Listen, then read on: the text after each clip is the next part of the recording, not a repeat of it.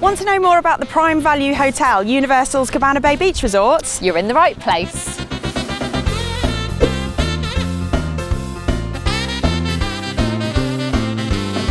This hotel is themed around the 50s and 60s, which you'll see everywhere you go. Cabana Bay Beach Resort is just steps away from Universal's Volcano Bay water theme park. And a short bus ride from the other Universal theme parks. Guests can take advantage of early park admission too, making it a convenient place to stay on your Universal holiday.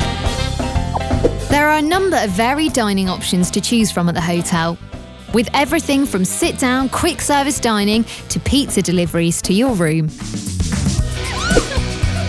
Entertainment options include 2 huge pools with a diving board-themed slide and a lazy river. So nice! Plus an arcade full of old-school favourites. Best of all though, this hotel has a bowling alley. Galaxy Bowl has 10 lanes of 10-pin action open until midnight every night. The rooms in this hotel are bright and fun with iconic 50s style decor and plenty to keep you entertained. You can even upgrade to a Volcano Bay view room. Wow!